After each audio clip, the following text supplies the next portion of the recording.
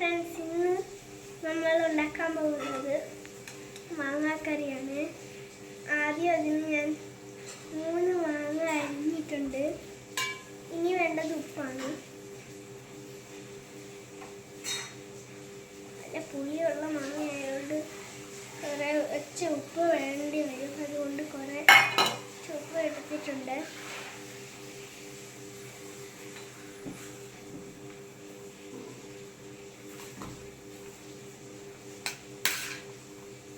നന്നായി ഇളക്കണം.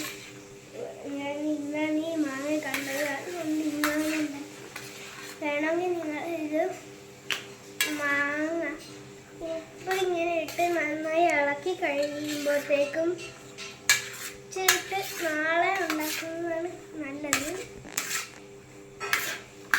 അപ്പം നന്നായി ഉപ്പ് വേണം.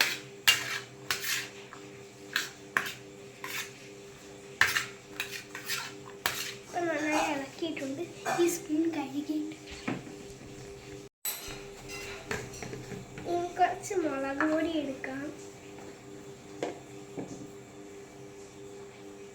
കാശ്മീരിയാണ് ഞാൻ എടുക്കുന്നത്. വേണമെങ്കിൽ എരിവുള്ള മുളക് പൊടി എടുക്കാം. ഏതാണ് ഇഷ്ടം അതെടുക്കാം. ഞാനിപ്പോൾ എടുത്തേക്കുന്നത് കാശ്മീരിയാണ്.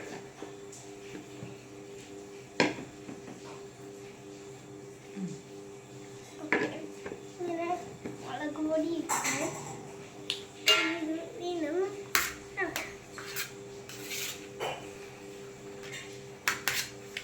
നമ്മൾ എപ്പോഴും ഇങ്ങനത്തെ കറി ഉണ്ടാക്കാറ്.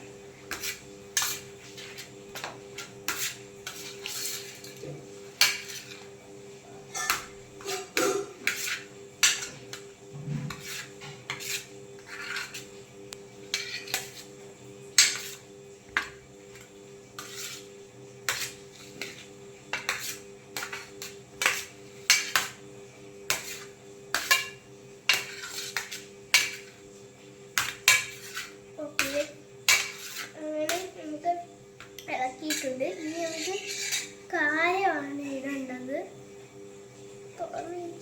എന്തോ നമുക്ക് ഇതിനെക്കുറിച്ച്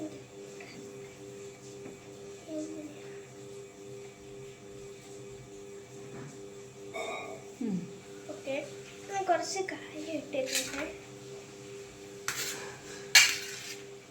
കായം വീണാൻ സംശയം.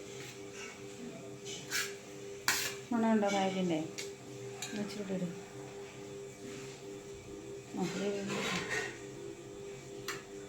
എല്ലാവരും നല്ലപോലെ മിക്സ് ചെയ്യും.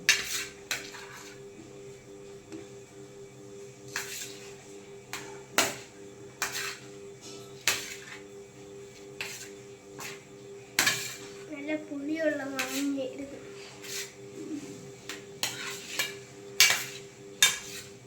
നല്ല പുളിയുള്ള മാങ്ങയുണ്ടേ, കുറച്ച് ഉപ്പായിരിക്കും. നോക്കി സ്വാദ് നോക്കാം.